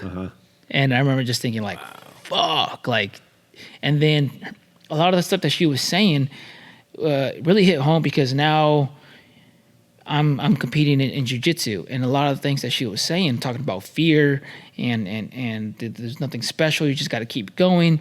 And so, yes, I was in special operations, but in the jiu-jitsu world, I'm nobody. I'm starting from the beginning. I'm learning moves and learning things, and I like it. I like that. But everything that she was saying, I could use. That I think people, if they're gonna start anywhere, start with that one. Especially, I think this listeners will like that one. And if that one connects with you, I'm talking about, man, tell your friends, tell your family to listen to all the other ones. He's a very professional individual, and you right off the bat, you're on number. So this week we'll release 30. 30, right? 30. You're that's still One a week. Compared to other podcasts, it's a very small number. But when you look at the just the list, just name a few. We've had so tomorrow we're gonna release Jesse Graff. Jessie Graff is from American Ninja Warrior. She's Yep. the first female to make it to the majority of everything in American Ninja Warrior, also a stunt woman. She'll actually talk a lot about this, about injury as well. She's blown out her knee or shoulder, same time, surgery on both. And she talks a lot about growing out of injury. And every time she's injured something, she's come back stronger. And injuring one part of her body has allowed her to focus on the weakness of another part of her body during recovery. We've interviewed Austin Collie, NFL wide receiver for the Indianapolis Colts and New England Patriots. We've interviewed Andy Towers. Andy Towers is the head coach of the Premier Lacrosse League, which is a professional lacrosse league, Chaos. We've actually interviewed him twice. First time was right before they started the playoffs. His team was given a 3% chance of winning. They are now the 2021 PLL champions. Nice. Lacrosse is huge on the East Coast, right? Yeah, massive. Yeah. So we had him back last week. We had him back to talk about the drive and all about team. Everything's about team. He benched 5 All-American athletes because they were I guys, and he put we guys in there. And now they won the championship. We've spoken with Shelley Paxton, former chief marketing officer at Harley Davidson. We've spoken with a guy named Dr. Chris Free. Chris Free is the leading psychologist in what we call operator syndrome, which is what happens to anybody, first responder, military, law enforcement, doctors, small business owners, anybody who pushes themselves too far for too long. And you saw it with someone like Simone Biles. You saw it with the tennis player, the number 1 tennis player in the world over the summer, where you wake up one day and it's like, I just can't do this anymore. I don't have it. I'm not mentally there. I'm not emotionally there anymore. And so we have an in-depth conversation about that. We had Mitzi Perdue, wife of Frank Perdue from Perdue Chickens. Her dad is also the founder of Sheridan Hotels. And she's leading an effort against human trafficking, which was a really, really amazing interview and conversation. We had General Clay Hutmacher, commander of the 160th Special Operations Aviation Regiment. Nice. Now he's the chairman and he's the president of Special Operations Warrior Foundation, which provides education to the families of fallen special operators. I've donated to them through OG Pumpkin a couple times. Good. Yeah. The Jedburgh podcast, we are partnered with them, and we donate a percentage of everything we bring in to them as well. Nice. And so they're a great organization. But we've had some really, really influential people on and told a lot of different stories. And it's given me an opportunity to tell my story. It's given me an opportunity to expand how I think about organizations, how I think about myself. I mean, we did an episode with a woman named Cleo Stiller. We talked about the Me Too. She wrote a book about how to be a good man in the Me Too environment, and just generate thought. And how do you maybe you don't agree. We did an episode with a journalist named Dax Devlin Ross on systemic racism in America. And the reality is that you can read the book and you can not agree. You can read the book and you can agree. But how do you become better as a person, as an organization, and as a team? And it requires introspection. It requires conversation. It requires having the humility to look at things from a different perspective and take ownership and say, maybe I haven't always been that good. Maybe I've been shitty. I agree with you, man. I agree with you on that part. And I used to think if someone had life experience, and for sure some had been in the academic world, then even that would open your eyes. But I remember drinking with somebody who has both, right? And it led to it happened to be during the protest times, and we were talking about cops and how some cops are good and some cops are bad. And I was like, dude, I support cops, but not all cops are good. And then he's like, no. He's like, I truly believe that these people are just, they're just gonna do crime. It's in them. It's in them to do crime. It's in them to do that. I don't think there's any bad cops. And I remember just looking at him, and it bummed me the fuck out. It bummed me the fuck out because, one, I'm his friend, and he has real world experience. Been in the military, so you would see firsthand that, hey, the military isn't all white. It's got a lot of colors. It's been to the academic world, and it's not just one color; it's a lot of colors. So I would think like, he would know better than that. Fuck, but he fucking doesn't, you know? And it takes conversation, right? It's not going to be a meme that's going to change someone's mind. It's not going to be a 30-second video. And so then I either had right there get upset at him or talk to him. And I talked to him, I'm like, look, dude, I'm like, you and I are friends, you know? And I know you love me, dude, and I love you. But as a friend, my job is not just to say how great you are, but it's also is when you're wrong to tell you that you're wrong and explain why I think you're wrong. Yeah. So then I told him like, hey man, when I was a gang member selling drugs, there was a crooked cop that would always take our money and take our drugs and never take it in. He would never, put it in an evidence bag or anything like that. I knew if this dude took our money, or caught us, he was gonna take our money, and he always did. And then I remember one day, my friend, I won't name him. He was as a group, we sold everything. We sold weed, we sold ecstasy, coke. I never dealt with coke because I didn't like the hours. My friend who was selling the coke they were making a lot of money, but I'm like, bro, you're up at 1 and 2 and shit like that. And plus, some of these characters are sketchy. The worst I have to deal with is the fucking stoner that's a little bit late. Yeah. All right. And one day he told me, he's like, dude, I was buying some more coke, and guess who was there? And I was like, what? He's like, that cop. He was security for the drug dealer. For the drug dealer. Yeah. And I was just like, and I told him this, and he didn't say anything after that. And I'm telling him, like, dude, not cops. There's bad cops, man. I'm not saying, all cops are bad. I'm not saying that all Mexicans are good, but you have to understand, man. It's like, are there brown people that are gang members, cartel members? Yeah, but you can't say that. You can't say that all brown people are cartel members. You can't say all white people are white supremacists. But the reality is that some of them are. Are there black people that just want to do fucking crimes? Yes, there are. There's plenty of videos right now of crimes being committed in New York, in LA, almost with no fear of the police. And then there's hardworking black people everywhere, right? And special operations, in almost any industry that you can think of.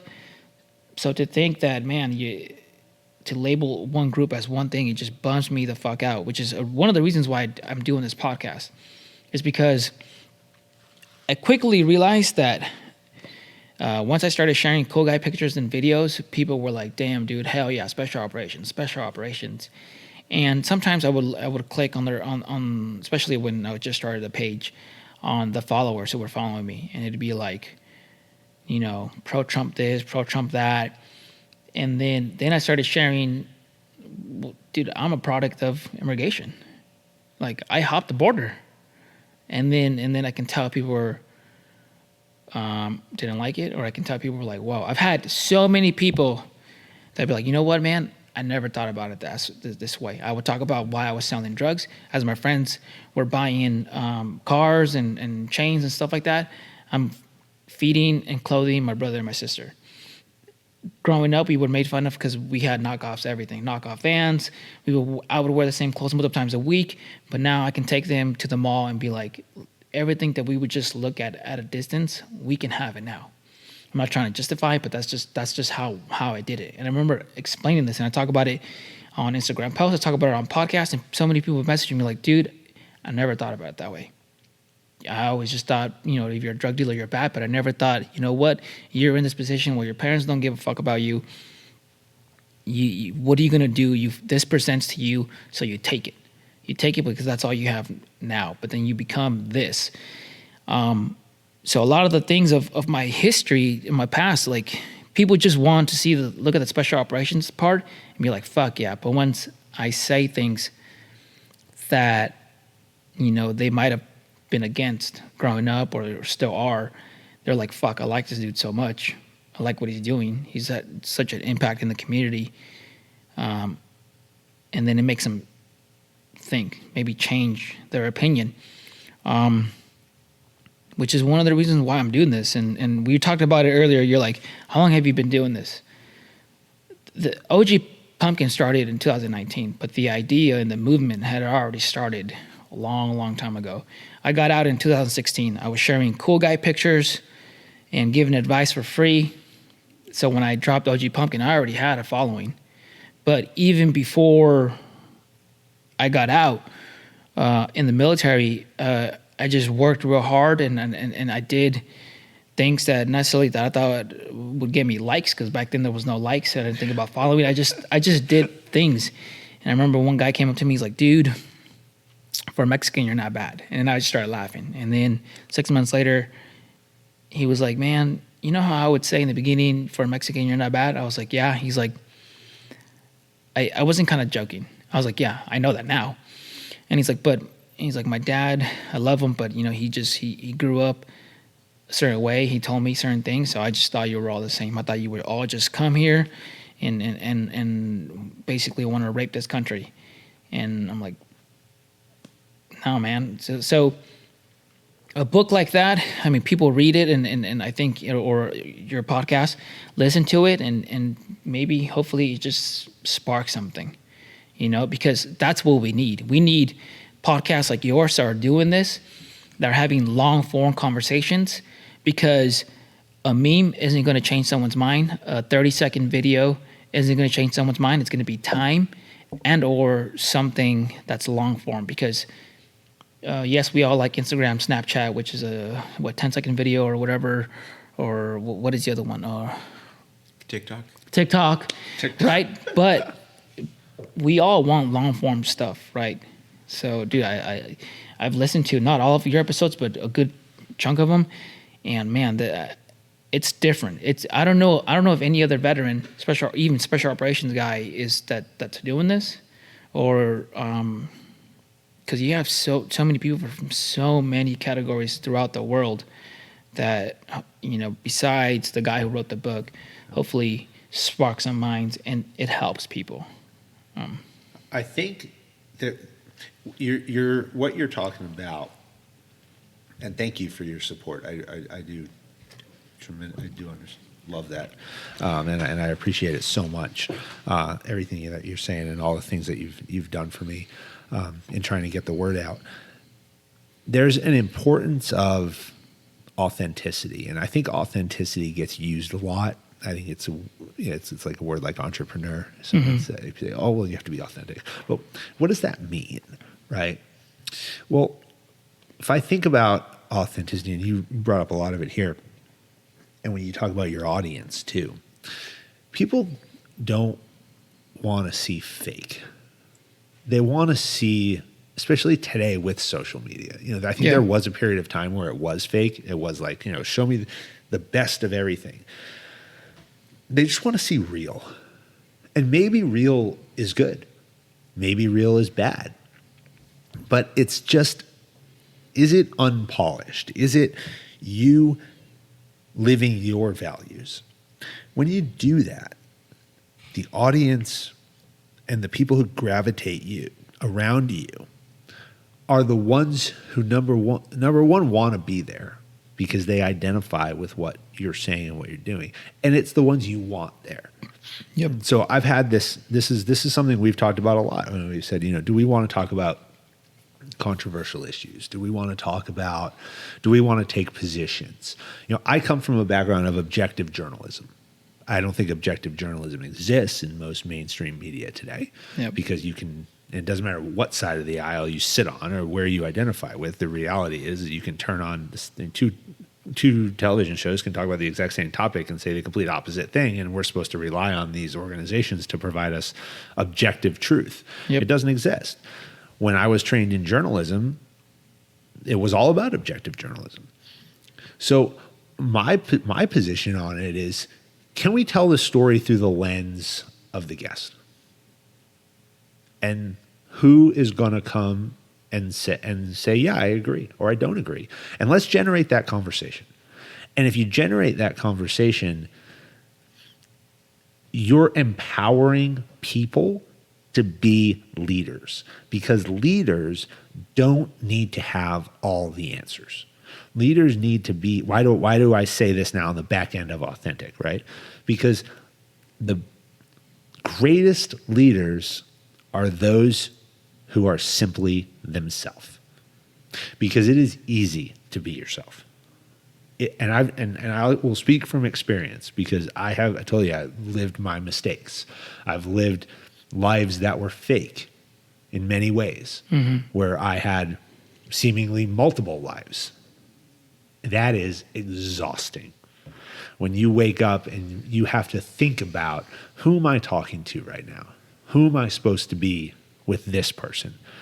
And then the next conversation has to be, well, who am I with this person? What did I tell them? Oh, shit, I don't remember. Yeah. And what happens when you get 3-4 deep? And now you don't know who the hell you are. Because all those people think about you now in a different way, because you've positioned yourself in a way that you want them to believe you, which is an incredibly selfish way to live your life.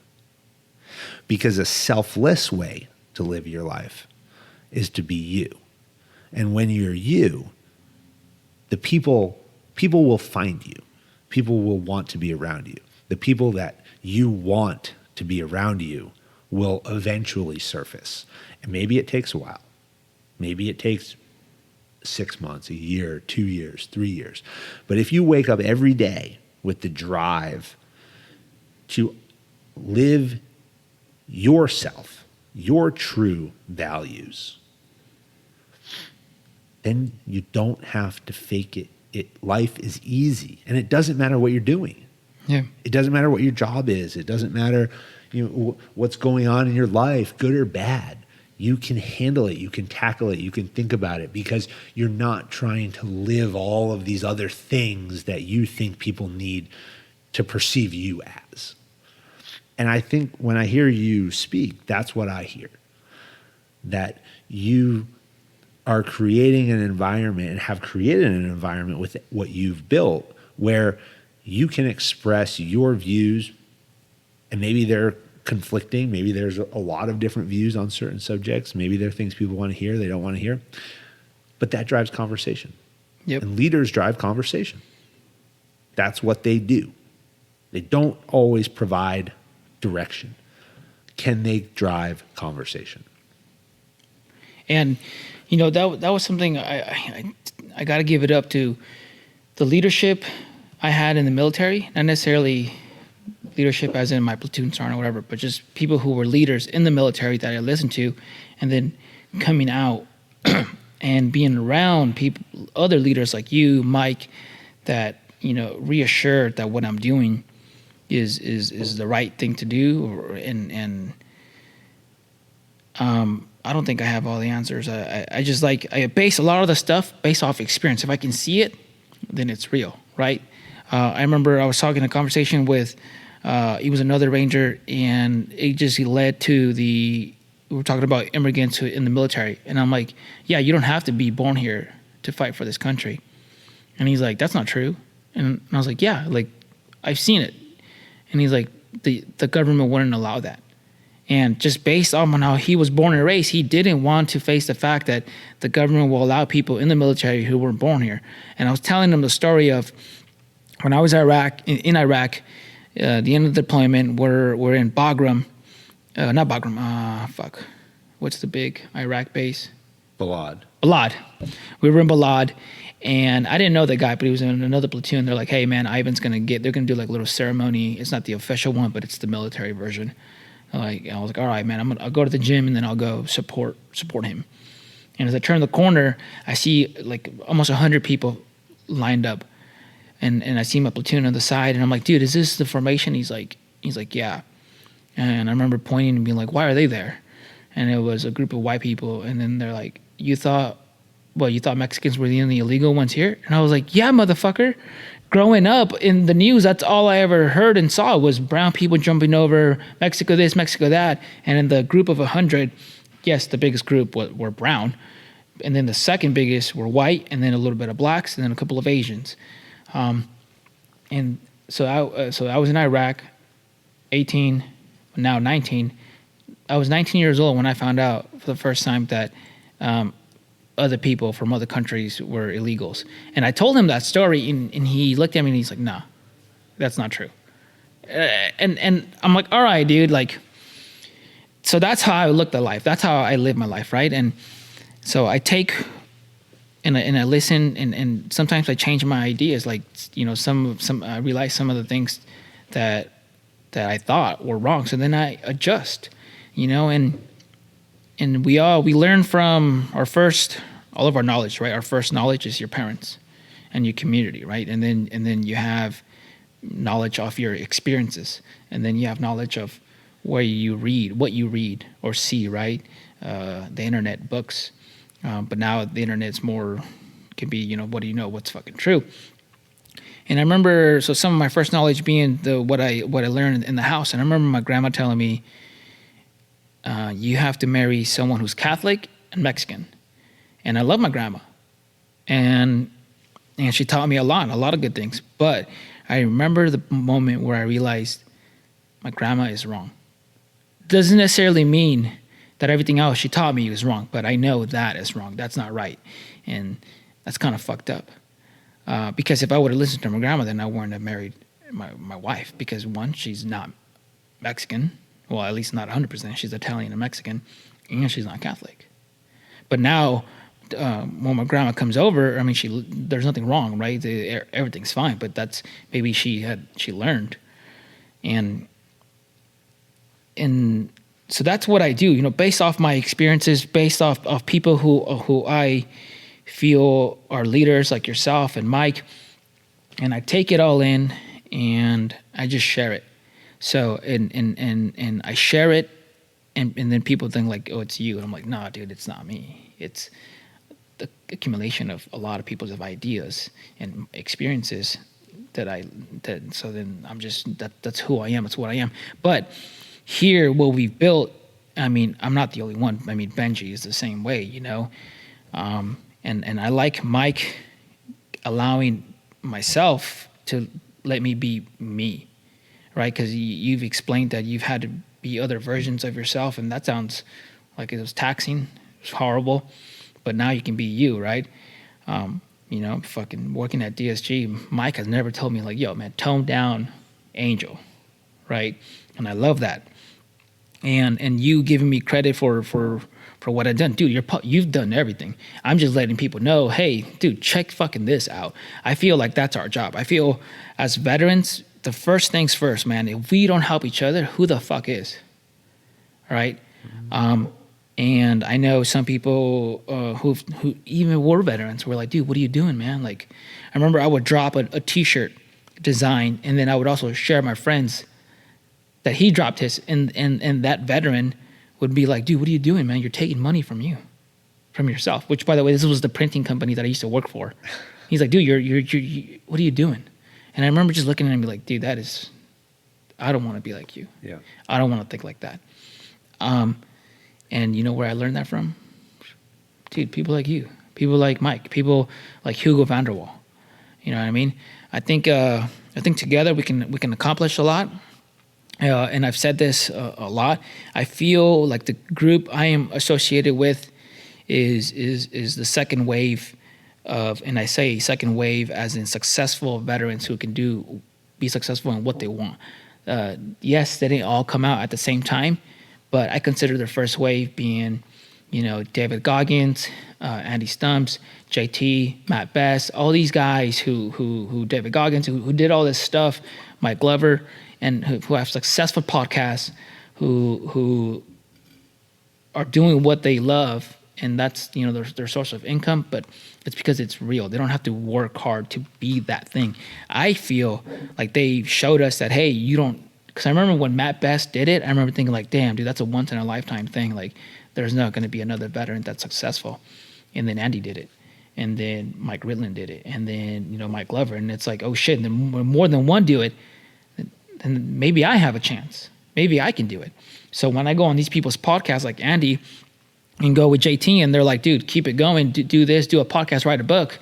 I'm like, you know what, man? Like, dude, they're right. They can do it. And if someone who did it, they can tell me. So when I see you do it, dude, it's going to blow up. But we live in a world of social media, and it's all about numbers and stuff like that. And dude, I think you're gonna be super successful. You already have been super successful. I mean, as in this new thing that you find yourself doing, and which at the time might have seemed like a curse. But I think now it's better, right? What you're doing. Yeah, I think so. I think that when everything happens for a reason, it really does. And resiliency and adaptability are two things that we talk about a lot. I think even here, the talk that you mentioned that I gave at that one group was about the 9 characteristics of elite performance as defined by special operations forces. Yeah. And that's what we talk about on the podcast. That's what we ground everything in.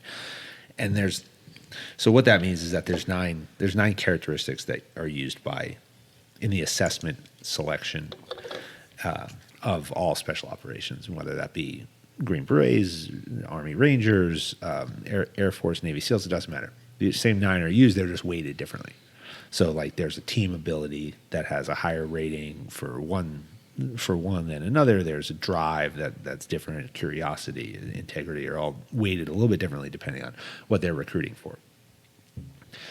And resiliency and adaptability, I think, are two of, as for Green Berets, are two of the ones that are highly weighted because it's not going to go well.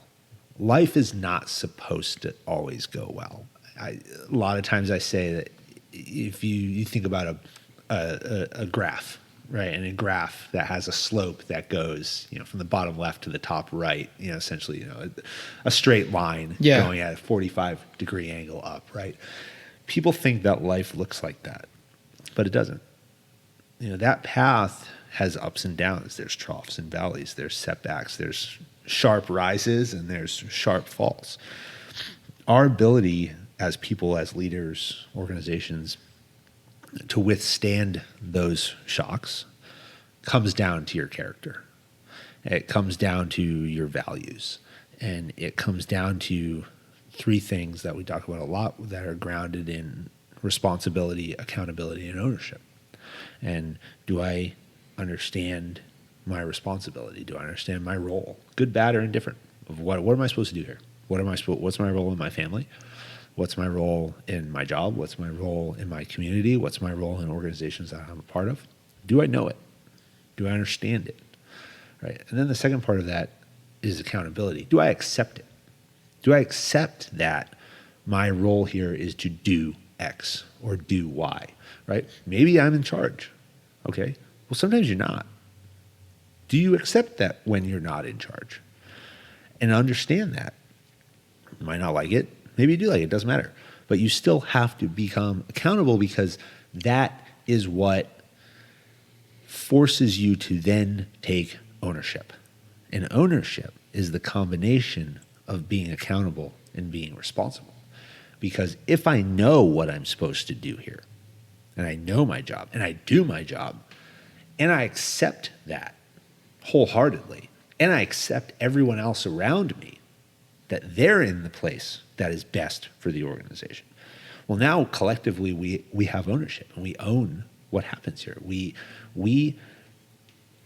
good, bad, or indifferent, are able to sit here and say, this is why this happened.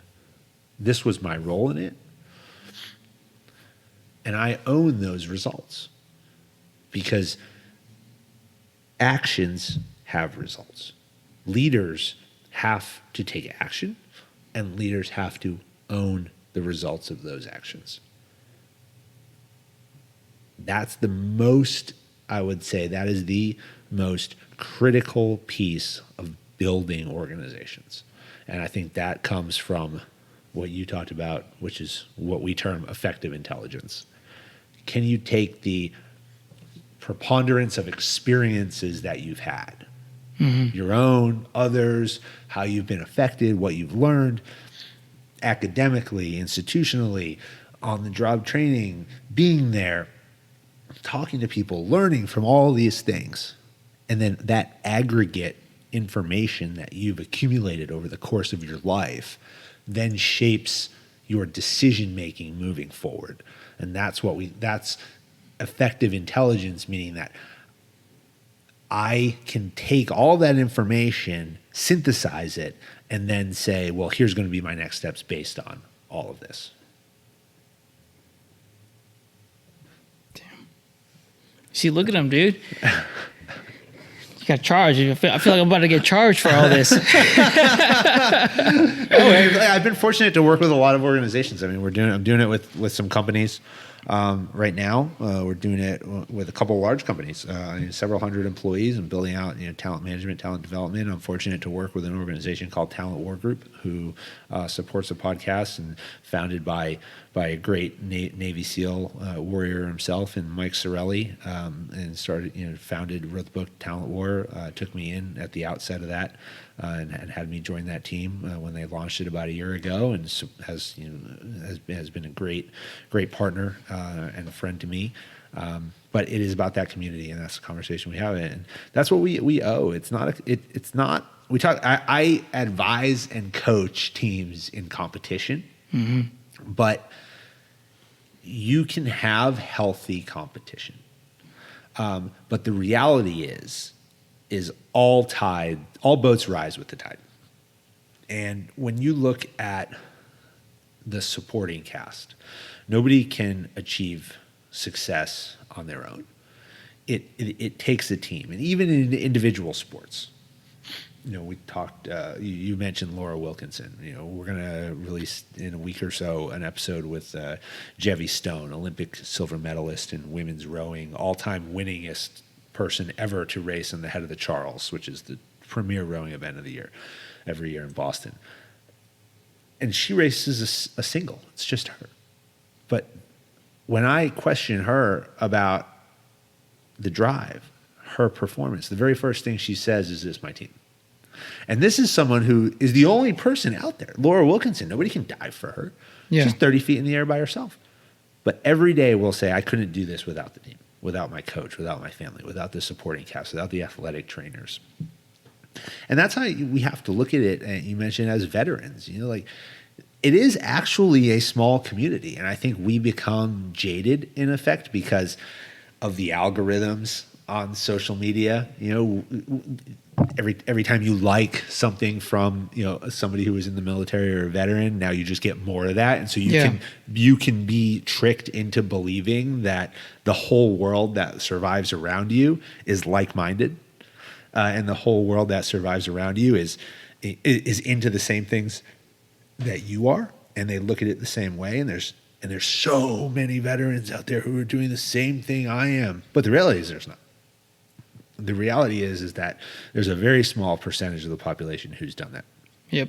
There's a much larger percentage of the population who wants to and are willing learners from the experiences of those who've done that. And there's people within that community who want to support each other. And those who don't want to support each other, and those who want to, for lack of a better term, talk shit and work against others in the community, they'll have their day. Yeah. And building organizations is about, and people and teams and us as individuals, is a journey. It's a journey. And if you look at it myopically and you say, who do I have to fuck over today to get something tomorrow? Okay, well, you might get that tomorrow. And you might get that next week. Maybe you get that for the next year or two. But the day's going to come where it's going to be over. And you're going to be standing there looking in the mirror wondering what happened. Why don't I have support? Why did this happen to me? And the people who are there because it's the right thing to do, and they help each other and others help them, and you build a community around what you're doing, maybe they don't have success in a week. Maybe they don't have success in a month or a year, but 2 years down the road, 3 years down the road, 4 years, they will be the ones who stand on top of the hill. Yep. They'll be the ones who say, I did this right. And they're the ones who can look in the mirror and say, I like and appreciate and have gratitude for the person looking back at me. Yes. You know, and I've been on the other side where I've looked at that person and I said, I fucking hate this person. Dude, same. This is not me. This person is not me. And to be able to wake up every day, and I'm not saying that even now I do wake up every day and I say that. There are days I wake up and I go, oh, fuck, you know, you're not good enough today. You know, but do you have that conversation like you said? Can I now have the ability to look and say, okay, why? Address it, fix it, make it right. Do you. Yeah. The rest of this stuff will shake out. You know, and build the community. You know, that is the important piece. That's how I think in the end of the day, you know, that's how we have to judge ourselves, and that's how other people will judge us. I agree.